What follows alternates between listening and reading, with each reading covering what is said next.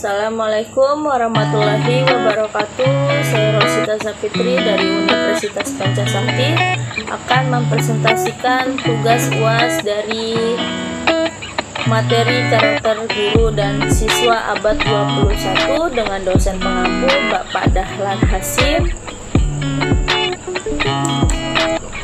Pembelajaran abad 21 dalam pandangan paradigma pasifistik masyarakat berkembang secara linier.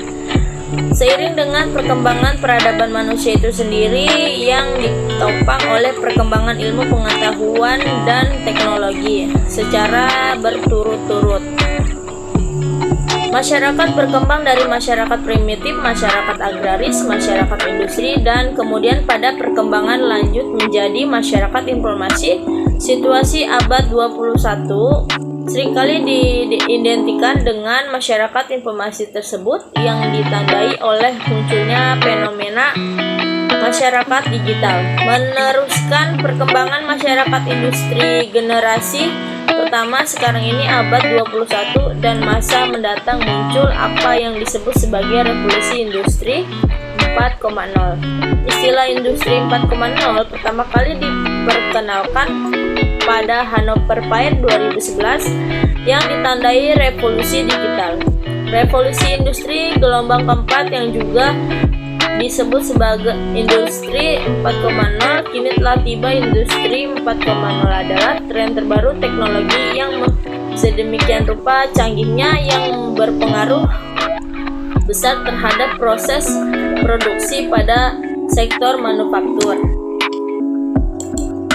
Teknologi canggih tersebut termaksud kecerdasan buatan atau artificial intelligence, perdagangan elektronik, data raksasa, teknologi finansial, ekonomi berbagi, hingga penggunaan robot. Bob Gordon dari Universitas Northwestern, seperti dikutip Paul Krugman 2013, mencatat sebelumnya telah terjadi 3 revolusi industri. Pertama, ditemukannya mesin uap dan kereta api 1750 sampai 1830. Kedua, penemuan listrik, alat komunikasi kimia dan minyak 1870 sampai 1900. Ketiga, penemuan komputer internet dan telepon genggam 1960 sampai sekarang. Versi lain menyatakan revolusi ketiga dimulai pada 1969 melalui kemunculan teknologi informasi dan komunikasi serta mesin otomasi, atau dikutip dari A. Tony Prasetyantono, Kompas 10 April 2018, halaman 1. Indonesia yang merupakan bagian dari masyarakat global juga berkembang sebagaimana alur linearistik tersebut setidaknya dari sudut pandang pemerintah sejak era Orde Baru. Akan tetapi pada kenyataannya kondisi masyarakat Indonesia tidak sama dengan perkembangan pada masyarakat Barat yang pernah mengalami era pencerahan dan masyarakat industri. Perkembangan masyarakat Indonesia faktanya tidak secara linear tetapi lebih berlangsung secara paralel. Artinya ada masyarakat yang hingga fase perkembangannya sekarang masih menunjukkan masyarakat primitif, ada yang masih agraris, ada yang sudah menunjukkan karakter sebagai masyarakat industrial, dan bahkan ada yang memang sudah masuk dalam era digital. Semuanya kategori karakter masyarakat tersebut faktanya berkembang tidak secara linear tetapi berlangsung secara paralel.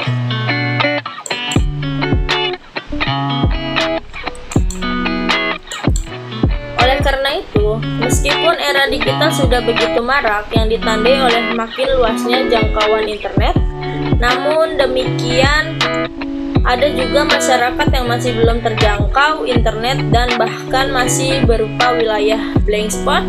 Kondisi seperti itu juga berimplikasi terhadap perkembangan pelayanan pendidikan, sehingga juga berkonsekuensi terhadap karakteristik guru dan siswanya.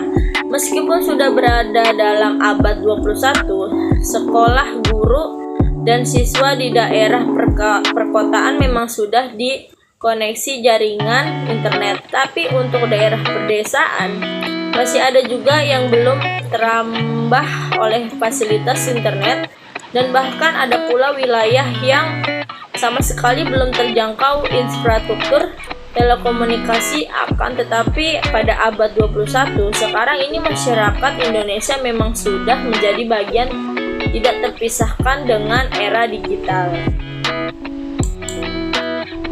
Karena itu, apapun harus menyesuaikan dengan kehadiran era baru berbasis digital. Sehingga bagaimana menjadi bagian dari era digital sekarang ini dengan memanfaatkan teknologi digital dan jejaring ini secara produktif.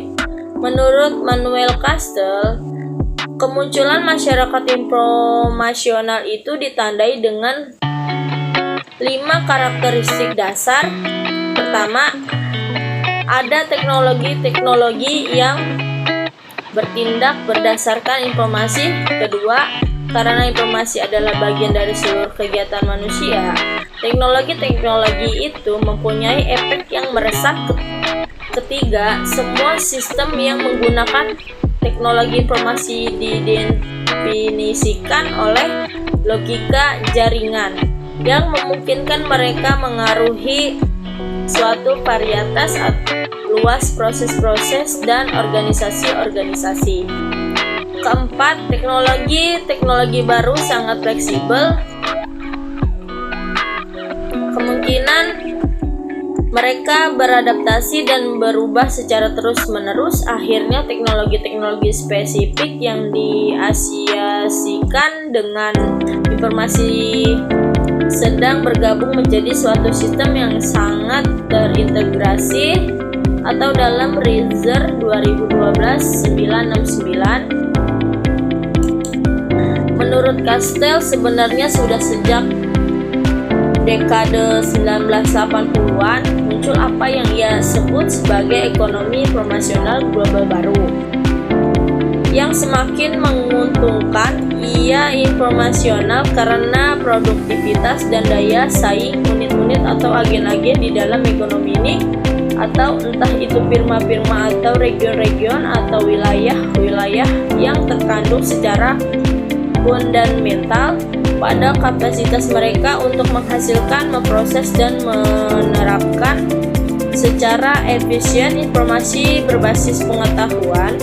Castells 1966, ia global karena ia mempunyai kapasitas untuk bekerja sebagai suatu unit di dalam waktu nyata pada suatu skala planeter.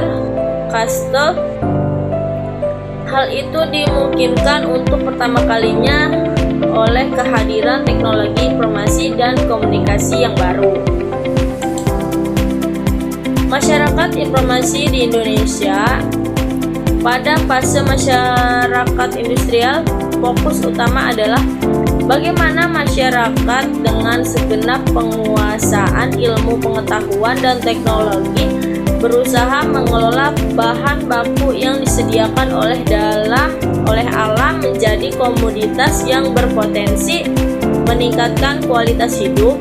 Akan tetapi sekarang ini ketika memasuki era masyarakat informasional, bukan lagi perkara bagaimana berproduksi untuk akumulasi kapital, akan tetapi bagaimana penguasaan dan kemampuan mengelola informasi sebagai sumber daya untuk meningkatkan kualitas hidup. Implikasinya terhadap pendidikan, perubahan peradaban menuju masyarakat pengetahuan atau knowledge point. Menurut masyarakat dunia, untuk menguasai keterampilan abad 21 yaitu mampu memahami dan memanfaatkan teknologi informasi dan komunikasi atau ICT literacy skills. Pendidikan memegang peranan sangat penting dan strategis dalam membangun masyarakat berpengetahuan yang memiliki keterampilan. 1. Melek teknologi dan media. 2. Melakukan komunikasi efektif. 3. Berpikir kritis.